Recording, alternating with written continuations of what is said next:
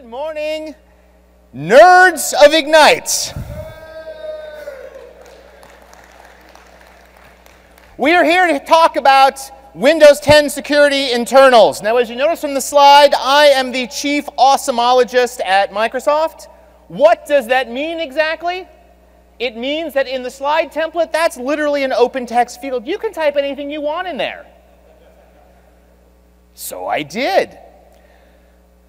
But I want to scope it down. I want to make sure that what we talk about you understand is something that's interesting to you, because security means a lot of things.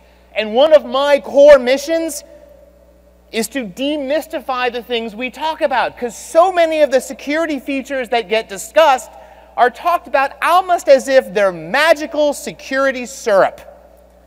Whatever that security-ish thing is, it makes it better. So more of it's good. I want to disambiguate it. I want to make sure you understand exactly what these features are and why you want them and how we're going to get there.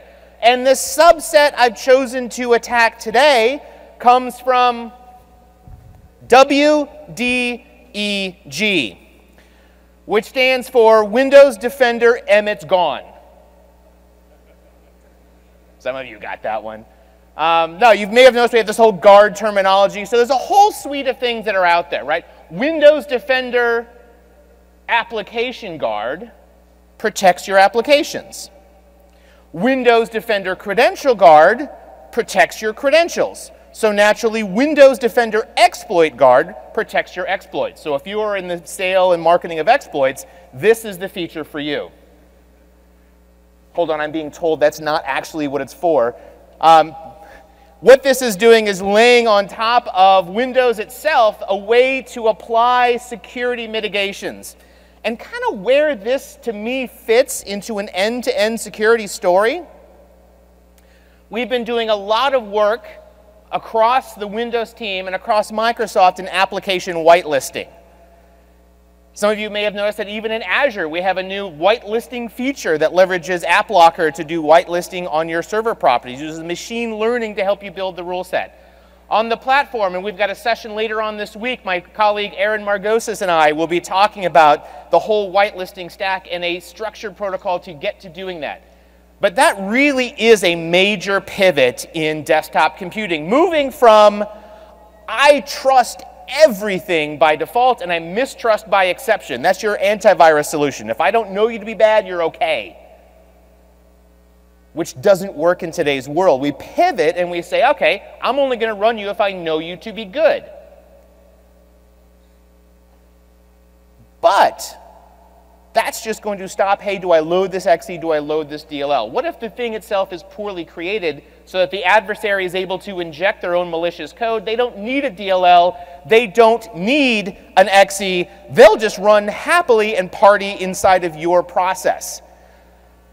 So how do we go about and fix that, right? So we're really taking a subset of the whole defensive stack in Windows and breaking it down to what does Windows itself provide? And what Exploit Guard is doing is twofold that should be really interesting to you. Number one, it gives you access to memory mitigations without having to go back and recompile all of your stuff. Because how many of you, if asked today, please recompile all of the applications you're currently running in your environment, due date of Tuesday, would successfully meet that goal? Right? Recompiling it all is really tough, particularly when you think about the size and scale of enterprise software catalogs. The average age of enterprise software today is 12 years. 12. That means half of it's older. And roughly 50% of all code running across all enterprises today has some VB6 sitting inside of it. So we're dealing with a big legacy challenge that heretofore was really difficult to address. Emmett began to address it. We wanted to formalize that. Now, if you are familiar with Emmett or the Enhanced Mitigation Experience Toolkit, it had a bit of a clunky UX. What I want to do is show you what we've done to replace it. So this is coming in the next iteration, the fall release. If you go into the Defender Security Center, open up app and browser control, open the exploit protection settings. Some are system-wide, set your defaults, but you can also program by program apply a set of mitigations. Now, what was really amusing to me is one of the biggest sources of delight for the team that was building this was when they got to say, we got a UX designer to actually create a UX for us. We didn't have to make our own. So actual UX designer, and here's a list of all of the things that you can do with Exploit Guard, what's been applied in this process, and you can configure this. Basically, turn on a protection for an app that's already been compiled and may not have chosen to put that on. For various reasons. Maybe the developer didn't know about it, or in some cases, because it has an extensibility model. For example, Internet Explorer, the extensibility model, is a binary extensibility model. ActiveX is jack a DLL into the process and let it run. So it's not about IE itself not working with memory mitigation features. It's about all of the plugins you have potentially breaking because they're all subject to those rules. But I can put it on if I'm sure that my catalog is safe and okay. The challenge that I want to surmount today is I don't think that those 5 to 10 words that you get really help you decide whether or not you want the feature. So we're going to explain them all so that you understand what are these features and how can they help me. So we're going to go down the list because I want to make sure you understand what all of these things are. This is the defensive stack of Windows. The first one we call arbitrary code guard because we really like the word guard. What arbitrary code guard does is it makes sure that you don't mark memory as executable. Just arbitrary things to let them run. And it does that when you're calling the Windows APIs to allocate new memory. The virtual alloc function, the virtual protect function, you don't have to know the C++ functions, but I'm just giving you a little bit of internals detail.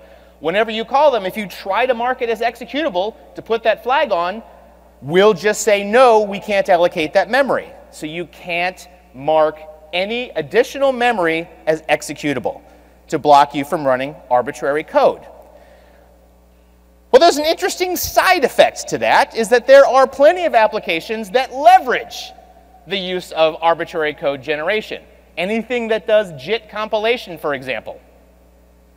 Now, I know probably none of you have used any platforms that use JIT compilation like .NET or Java, but there are some out there that use it.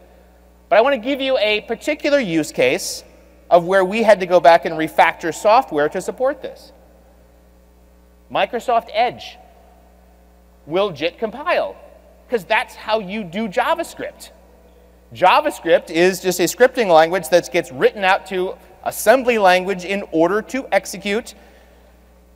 And in order to get that to work, we had to move the Chakra JavaScript engine out of process. And we had to move the Windows Advanced Rasterization platform out of process. It was a design change for us to support it. But arbitrary code guard then protects the process itself from new things running. So if I have software that doesn't need to generate code and execute it, arbitrary code guard can keep those things from running by stopping it from being marked as executable. Our next protection, blocking untrusted fonts. This one's relatively straightforward. If it's in Winder/fonts, it's okay. If it is anywhere else, it is not okay. Very simple. This used to be a separate independent feature. Right now it's something that we have built in directly into the platform. Right? Really good protection because fonts have been used as an exploit mechanism in the past. This lets us block it. Because it has a potential compat impact, I can go app by app and choose it. Next mitigation, which is actually a really good mitigation, but it has to be compiled in. ASLR, which stands for Address Space Layout Randomization. And I'll try and pick an example of something that's running on my box right now and see if I get lucky on something that's been relocated. The idea behind ASLR is, who should I pick? I'll pick on Apple here. Yeah, so and they've got everything compiled with ASLR, so everything is awesome there. So they've compiled it that way. which means the binaries inside of there will get moved around. The idea is this. In the past, when we would load certain modules in memory, we would put them in exactly the same location every time. In fact, that was a recommended practice for a while. If you were writing code back in the days of Petzold and Richter, has anyone been around that long? Have those books on your bookshelf? A couple of folks? I'm old. By the way, Jeff Richter works at Microsoft now. That was one of the more exciting discoveries I made in the past couple years. Back in those days, we would say, put them here, because if a DLL does not land where it wants to go, it has to be rebased, which means we have to go through the DLL and adjust all of the pointers within that DLL to the new location. That takes time. It's a performance hit. So we optimize to say, always be in this spot in memory every single time. Well, if you're a bad guy and you know a chunk of memory that does the thing you'd like to get done, and it's always in the same spot, you just need the instruction pointer to point at that bit of memory. You know the target location. It is static, and that makes it easy, and it is being actively used. ASLR says, no, don't always be in the same space. Move around so I can't put it where you want to go. But it's opt-in, because there's a potential app impact from leveraging ASLR. So you have to specifically choose it and compile it. If it's not compiled, right, how can you address that? Because not everyone says relocation is okay. I don't have it put in place. I'm most effective when everything is randomized. How can I go about achieving that? Let's go back and take a look here and talk about something called rebasing. So this is Process Explorer, and in Process Explorer you can add a couple of columns, the image base and the base where it actually is. So the image base is what's compiled in. Remember that recommended practice of here's where I'd like to go in memory? We say in the compiler, we'll just go here. This happens to be a default, right? So no one ever went through and rebased it and adjusted it. It got there and someone else was already there, so it had to be moved. So Process Explorer highlighted it in yellow for us and said, oh, I moved this one. That's rebasing, and it happens all the time. So in order to implement ASLR retroactively, what do to get ASLR behavior? We stick something in the way. Oh, you can't land there. I'll have to move you somewhere else. Problem solved. So forcing ASLR just sticks something in the way and rebases the DLL. And therefore can get you that most effective mechanism of, hey, memory doesn't look the same across every single run that you have. Super effective. There's another flavor of ASLR, which is bottom-up ASLR, which we also don't really thoroughly explain, but it's also actually a relatively straightforward concept. For bottom-up ASLR,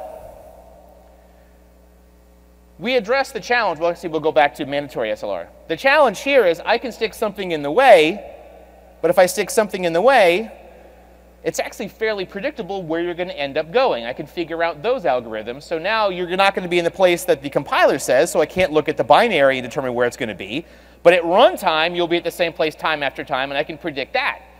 So bottom-up says, let's address that by allocating a random number between 0 and 256, 64K allocations of memory that are also in the way. And because it's randomized, I don't know where you're going to end up. It's whatever spot happens to be next, to inject additional randomization in where those things get put in place. So now in your toolkit, you have the ability to apply this additional randomization to start to break that particular adversary tactic, which is one that's commonly used, right? ASLR really common. People aren't compiling that way. We'll just kind of stick stuff in the way to get it to happen anyway and just rely on DLL rebasing.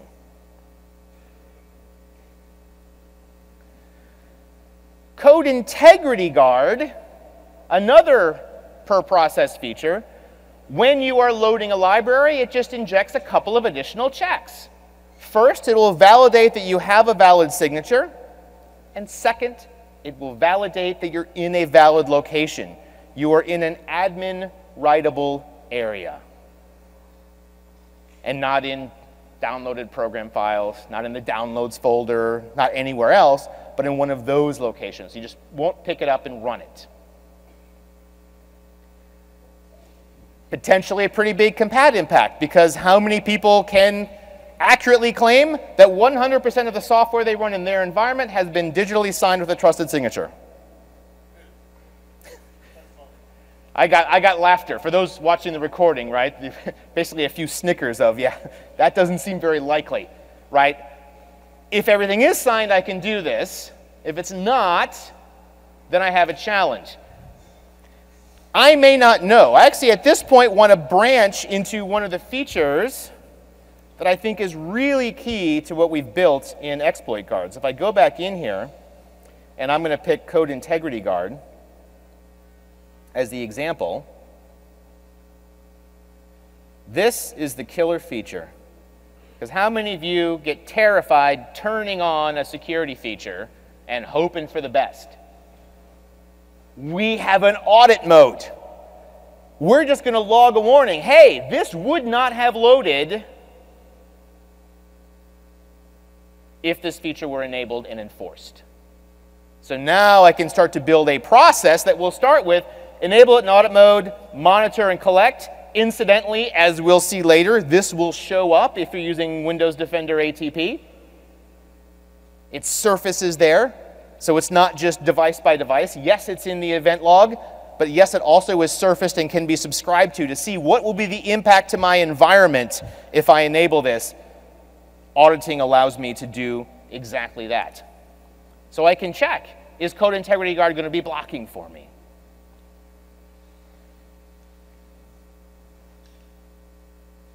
This does not have very good range on the clicker. The next control, this is a security control that got a lot of conversation. Because when we first were talking about the end of life for Emmet, right? If you want, I'll give you a little bit of the backstory behind what happened behind the scenes with Emmet. One of the things we wanted to fix is we didn't want you, our customers, to feel like you had to solder onto the side of your Windows something that kind of didn't really look and feel like Windows in order to make it secure. That didn't make us happy. And then there was a lot of folks who had that sort of that magical security syrup theory that were like, well, we've got CFG. CFG is better than everything that's in Emmet today, so just go use that instead. We don't need anything anymore. And as we've been unraveling today, as you start to understand the mitigations, you realize I can't just swap them out and say this solves everything. What Control Flow Guard will do is it will just protect certain things. So we made the case, right? Communally, worldwide, the globe came into place and said, here's what I'm trying to fix. We had all kinds of different outreaches. You may have participated in them, and we talked about, you know, hey, these are the snares that I use it for, so that we can better define what eventually became what we call Exploit Guard. That came from a partnership with all of you, because what you find once you dissect Control Flow Guard is that it can't protect everything. So there's all kinds of little details here in the deck, but I figured I'd rather explain that one in demo. Now, one of the bits of feedback that I've gotten from folks when I've given this session in other locations is, listen, Chris, we see entirely too much console mode debugger and not enough PowerPoint at events like this. Right, so if you can please hurry through that and get to the PowerPoint, we'd really appreciate it, because not enough PowerPoint. So I apologize for yet another console mode debugger session, but it really does help to illustrate the point. Now, oh, where did my pen go? I have, somewhere along the line, lost my pen. That's unfortunate. All right, well, I guess I won't be drawing things. We'll do examples. So I'm just going to unassemble a function. Now, it's not traditional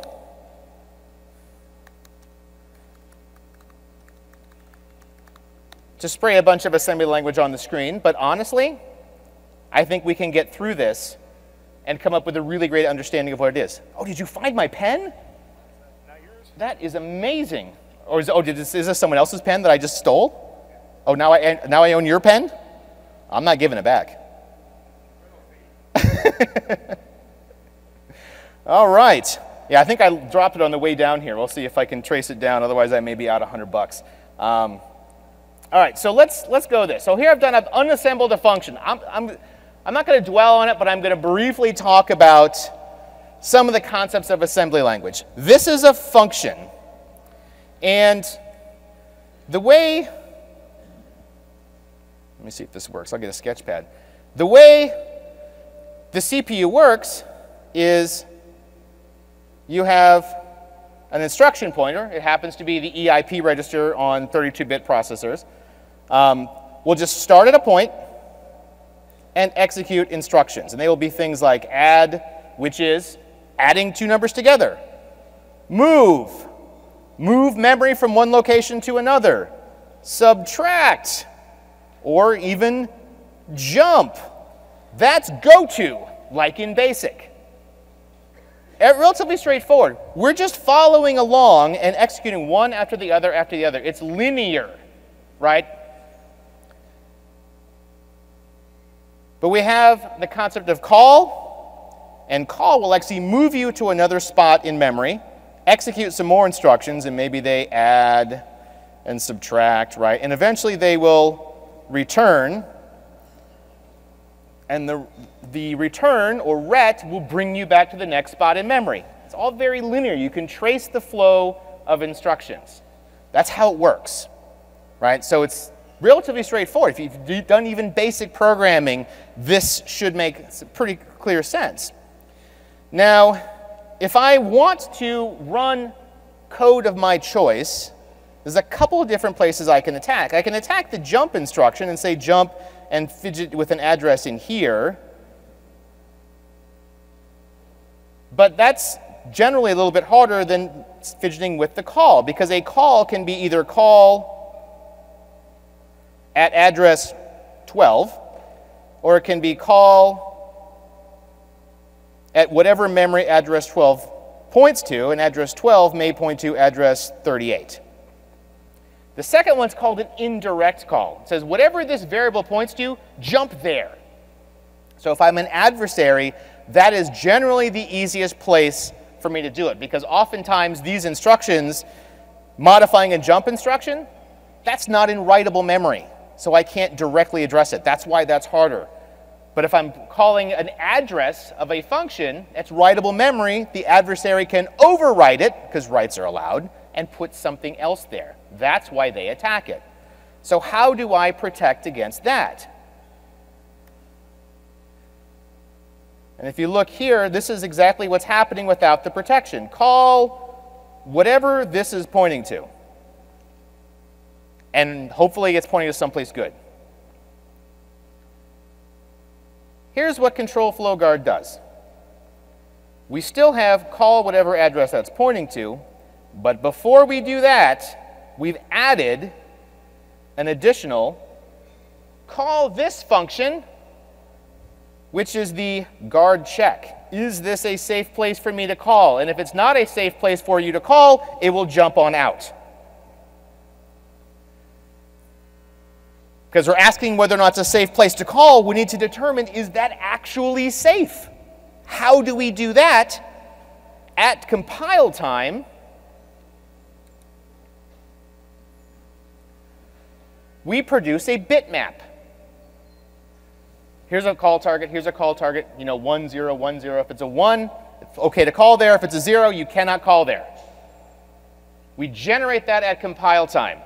So let's put this together. I have to insert instructions and build a database. That has to be done at compile time today. Inserting the instructions, if it is for a Windows function, we could jack those in, but without it being a Windows function, we have no means to inject code in there. And we also have no means to safely build the bitmap of all the safe callable locations. That means you have to have compiled with that, and we're back at the original problem of I can only apply control flow guard for stuff I'm compiling new. So it doesn't protect all of my existing stuff. That's why it's not a suitable replacement for everything. But it's really good when it's turned on. It's one of the most effective mitigations we have against return-oriented programming. So that is the background behind that. There's also, even for brand new stuff, a cost associated with this. Now it's a bitmap, so checking to see whether is it a 1 or a 0 is what we call an O of 1 check. That means it is constant speed. No matter how big your program is, no matter how many jump locations, it always goes exactly the same speed. And that's good, right? Because O of n means the bigger you get, it increases linearly, n squared means it increases exponentially, kind of digging back to some of the computer science concepts. This will always be the same speed. But the speed it runs is not 0. In fact, if you look at an indirect call today, on average, an indirect call that takes place in, normally, without this compiler option set, it's going to take about 14 CPU cycles. If you apply CFG, it jumps up to about 40 CPU cycles. 40 CPU cycles is not a huge amount of time, but it is roughly double the amount of time that it took me to do it without CFG. So we are still seeing that not everyone is enabling it even when they can because they're not meeting their perf gates, right? And compilers will need to evolve to generate fewer indirect calls in order to make this more and more practical. And that's the challenge we've got to overcome. In the interim, we have a lot of other things. So CFG, very good, but compiler dependent. So far, so good. Did I go too far with the assembly, or was that useful? Is everyone's eyes are kind of like glazed back in their head. But it really illustrates it well. Here's why we have to do it that way. Let's go on to the next one, data execution prevention. This is one that's been around since XPSP2, but I just want to make sure we understand exactly what this thing is and what it's protecting against. Because we talked initially about arbitrary code guard, which blocks me from marking new things as executable. Well, with that, I need a separate control that stops me from executing memory that isn't marked as executable, because without the pairing, the first one's not effective. What data execution prevention does is it ensures that if I have not marked it as executable and I stick the instruction pointer there, that I won't execute it. And a very common attack is this. Right? This is going to be a Stack Overflow, which was really, really common, a decade or more ago, and still pops up. How do I use a Stack Overflow to execute things that I want? In this example, I'm going to provide arguments into my function that are going to go longer than I've allocated memory for. I have allocated 8 characters, and the adversary gave me a lot more. And so we just started walking their input and marking it on and sticking it into memory. And we walked through, right, the space I had allocated, right? So that shows up, how do I mark on this? You can do it there. Pen, right? So I put my initial A's there. Actually, let me put it in. I put my initial A's, but then I still had more. So my yellow A's in the input went into the next variable. They just kind of kept walking up the stack. And I still had more A's, so I went to the next variable, and I kept walking up the stack until I got to the return address, which is where when I get to the return instruction or ret instruction, that's where I go back to. They're able to overwrite that. Now, we haven't stopped that from happening, but if that bit of memory is not marked as executable, and I don't block executable code from running, now I've set the instruction pointer at my own memory, and I'm running whatever I want. DEP's going to block me from injecting the code as part of the input. And it will block that, and there's hardware support for doing that. So data execution prevention is something that's fairly pervasive, right? So this one's getting safer and safer to enable, right? But a really effective memory mitigation in Windows. We have the ability to disable extension points. Something that's happened over the years is that Windows grew more and more extensibility points. So I could do things like put in app init DLLs. When I'm initializing an application, it'll just load up another DLL as an extension point. But a lot of people aren't keeping tabs of those appendant DLLs to see if they're safe. It's a hiding place for an adversary. Things that don't go noticed. This will stop it from being loaded into that process. Windows hooks, commonly used thing. In fact, we had an issue working with one vendor where they used Windows hooks to get notifications. It was actually, if you remember back in the day when, some of you will, when we used to get CDs in the mail to install software to connect us to our online world. That organization eventually realized that not everyone used the browser they provided in their software. So they've used Windows hooks to plug in to the browser and just said, hey, when you close, notify me so I can ask if they want to hang up the phone because you were getting charged per minute, right? Sort of a nice user feature. That's the kind of things that Windows hooks would be used for. Give me a notification. Disabling them says turn them all off. Don't wire this, don't run this code so that I don't have all these extensions running inside of my software. I can disable calls into Win32K. This is a way to jump into system context. That's what Win32K does. So if my application should not be calling directly into Win32K, most shouldn't, I can simply disable it and make it so that that's no longer possible. So I can't jump into kernel mode from within that application if it's likely to be compromised. I can block child processes. So anytime I try to call the create process API or anything that calls the create process API, that will be blocked. So if I shouldn't be spawning a new process, if I shouldn't be spawning a new instance of PowerShell.exe, or all of the other tactics that are happening, because this is part of the threat environment that we live in today, is the living off the land movement. I want to put as little malware as I can on the device. Just enough to get me started, and then fire up a process that's already there, and once I've fired that up, now I can start living off of what you already have on your device. This will stop me from launching that new process. So now I can't fire it up. I can block remote images, application by application.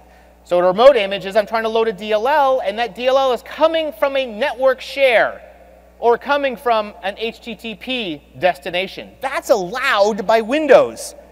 This will block it. So the load library API will no longer call it at all. Or similarly, I can block low integrity images. So a brief review on integrity levels, and for those of you who are deeply interested in going into the depths of Windows security, last year's talk on security internals goes into all kinds of depth of what integrity is. I'm going to kind of give a simplified overview. The concept of Windows integrity levels is putting in tiers of trust for software, to do authorization based on how much you trust the process, not just identity. So if we look here, these are actually low, but they are both low integrity and they're app containers.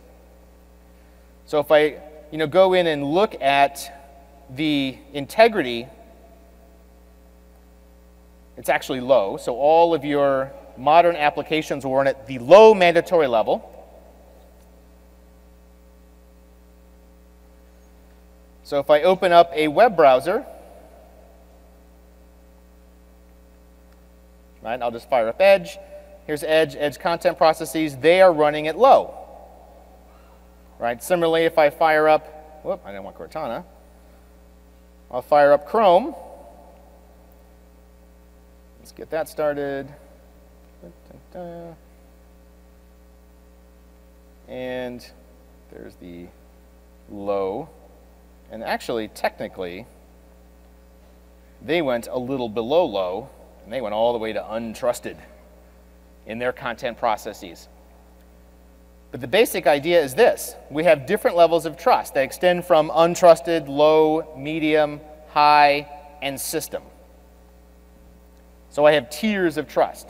Low generally means I'm coming from an untrusted environment. So low integrity could be my web browser. Right? Most modern web browsers today, with one notable exception, run in low integrity or lower.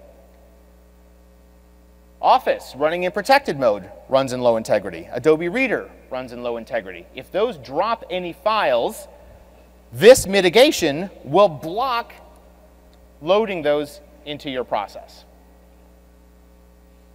So now anything that comes off the web is not going to be then jacked in. So if I use the web browser as an attack vector, then that gets blocked as a means to be loaded into the process of an existing application.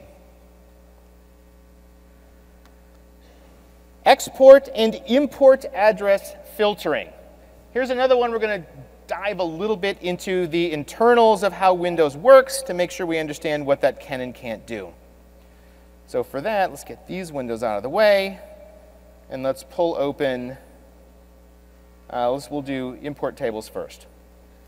So the way Windows works, right, it's good to know this at a conceptual level, is I'm going to have an executable that links to a bunch of DLLs, and those DLLs can change over time. And they can move. We already talked about ASLR, we talked about rebasing, so I can't just say, go over and run this function which is at this address. I need to be able to dynamically adjust as time goes on. How do you adjust? You adjust by having a layer of indirection. So this is what's called the import table. So I just have a list. Here's all the functions, and here's the address in memory. We don't know them yet. But as the loader loads them into memory, it fills in the blanks. It will actually put in place, here's where this one is, here's where that one is, here's where that one is, here's what that one is, and make sure that, hey, and now I have it actually translated. There's also the concept of modification of the export table. And to understand that, got to understand this little bit of magic that we put into Windows binaries at the beginning. We actually initially put this in place to support hot patching. At the beginning of every function in Windows, you will see this function, move EDI, EDI. Let's translate that from assembly language to human. Right? What does the move function do? It moves memory from one location to another. So if I move the contents of the EDI register into the EDI register, what has happened? Nothing. Nothing has happened. That's like copying something to itself. So that's a no-op. So why on earth do we write it that way instead of just nop, nop, nop? Because that is the highest performance way on an Intel processor to do no-op instructions of enough size to inject instead a jump function. Because if you use a technology like detours from Microsoft Research, or the approach has also been described in a lot of other technical papers, you just replace that functional no-op with a short jump instruction, and now you can redirect at the export table. So import and export, that's how we link those things together. And since that's an opportunity to take control, how do we protect that? So with the export address table filtering, what we do is when you enter critical Windows functions, right? So it's got to be in Windows in order for us to run code, in order for us to run a check. When you enter a critical Windows function, we will make sure that the caller is in memory that belongs to the program and not dynamically generated memory. And on the export address filtering, we will make sure that the export table, all of those addresses, exist between the beginning and the end of the DLL. In fact, this is a technology that's been in place and in use for many, many years by people who write games. Right? So a lot of the anti-cheating code in games will use import address filtering to make sure that you don't stub out a call to get the player's aim at the other player and replace it with aim directly at the other player's head so that the person wins. That's how anti-cheat software is implemented. So we put in that filtering to make sure that, hey, if you came from a known good location. We have the ability to simulate execution. This allows us to protect the return. When you get to the return from a Windows function, we can actually go and look at where that address went to and execute a few instructions and make sure that it is in a valid place in memory. There's a little look ahead before we actually move on and execute those instructions. We can validate, similar to the import address filtering, that the call into critical functions in Windows actually came from a call instruction versus a return instruction. You shouldn't be returning to Windows when you're entering a function. That should be coming from a call. Again, looking at protecting against a common adversary tactic.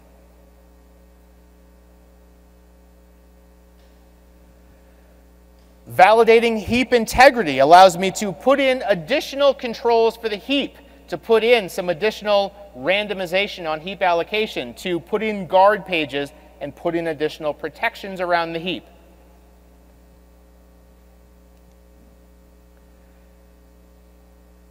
We also have structured exception handling override protection. This is another attack vector that adversaries will use. Again, their goal is to run arbitrary code. How do we go about running arbitrary code? Here's another mechanism. If I'm able to register myself as an exception handler, as soon as you hit an exception, and conveniently, right, exceptions happen fairly frequently, when I hit one, then it runs through the entire chain of exception handlers, because there can be more than one. We have them chained together. It's a simple linked list. We go to the first function, we execute the handler, we follow to the next function, we execute the handler, follow to the next function, execute the handler, until we get to the point where we say we're done. And what structured exception handling override protection will do is it will put in a validation frame at the end of that linked list. And then when we process the exception, we'll actually chase the linked list through to the end to make sure that we actually end at that validation frame. Walk it through, look at each individual component, and make sure that we get to a valid destination. So that now if I've injected something in the middle and I haven't actually then linked forward to whoever was next, I don't end up at the actual validation frame. I can validate handle usage so that when I hand something over, I can ensure that that actually is a legitimate handle and not an arbitrary point in memory. Some of that is provided by default because some of that will happen automatically if that handle is in the very, very beginning of memory to protect me against null pointers, null handles. But this will actually validate that it is a legitimate handle that's been allocated in the right way. Now here's one that I'm not sure I've yet thought of the scenario where it's actually useful to real people.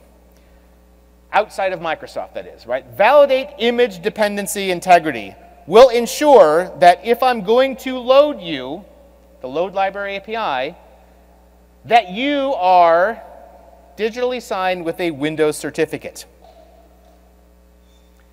which effectively means I can never load a DLL that's not a Windows DLL. So if you have any DLLs, this will cause you to fail. But if you just are a simple exe only linking to Windows binaries and that's it, maybe it's useful there. This is super useful for Microsoft Edge. I mean, a lot of these things are already in use by Edge. And everything inside of Edge is going to be signed by Windows. So very useful, very helpful there. I'm not sure how generalizable that is. So Verdict is still out on whether that's something that you'd want to even invest some time fiddling around with, but something that clearly you can see where we'd use it internally for our own stuff. We have the ability to validate stack integrity. This is another adversary tactic that we've been seeing a lot lately, which is if I cannot manipulate your own stack, a stack is nothing but a contiguous bit of memory that follows a set of rules in terms of how it's formed. So if I don't like the things that are on your stack, I want to run a different set of things. Rather than try to modify your entire stack and not get caught, what I will do is get a different chunk of memory and format the contents of that memory as if it were a stack, a shadow stack, if you will. And then with the shadow stack, as soon as I get the instruction pointer pointing onto the shadow stack, all of a sudden, I'm running whatever you put on your alternate stack. I've gotten control of the flow of code execution. So we can detect when, again, you're calling Windows binaries, if the current stack has actually been allocated as a stack and is not some random piece of memory that happens to look like a stack. That, ladies and gentlemen, is the gamut of protections provided by Exploit Guard, all provided with friendly group policies that you can enable, with a friendly user interface that you can enable, and really,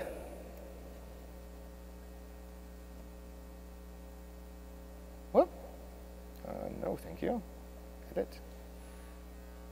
Right? A much better way of controlling mitigations than we ever had with Emmet. This is above and beyond what we ever had before for providing very, very advanced levels of protection. And to re-emphasize the earlier point, very critically, we also provide auditing. So with mitigation auditing, I can see in the event log all of the things that I've done, all of the things that I've changed. This is all, I don't know if it's actually been fully documented yet. I'll look that up. If not, it will be before we ship it. But all of the event codes. So if we dive deep into what's being listed here, we can see the event ID. A little tip. That event ID will always be one off depending upon whether it was in audit mode or in enforce mode, right? So in this case, we can see, hey, I had this particular mitigation enabled because it's a not Microsoft signed binary. This one was a warning, so it was 12. It'll be off by 1 if it were actually blocked that way. So I can start to gather those and look for my odd numbers and even numbers to determine what was audited, what should block me from moving forward versus what was actively blocked, what protected me. And as mentioned, it will also show up inside of my security center online so I can get aggregated information on what was happening. And it is also all controllable through Windows Intune. So I can configure Exploit Guard through Intune as well. And I tried to get a screenshot of that, and I apologize for not having that there, because that, again, it's been an evolving feature set, and I wanted to get something accurate and current, but all easily controlled. So that's the defensive stack that you have for memory mitigations, a really critical thing to think through the strategy, right? So as we kind of recap and rewind to the beginning, right? Here's what we're trying to build as a platform. First of all, we need to get software mistrusted by default. The application whitelisting is core and central to everything. Core and central to application whitelisting, by the way, is not having everyone running as administrator. Because you can't effectively control with whitelists if everyone has control over the whitelists themselves to turn them off. So I remove admin rights, I get application whitelisting enabled, I trust software by exception, and now I have a whole host of tools I can apply to protect the memory inside of that software from being compromised by the adversary and leveraged to their ends. And that really does continue to raise the bar and make it harder and harder for adversaries to attack your platform. So hopefully you like it. I wish you success in getting this enabled and further protecting your Windows devices. Thank you very much.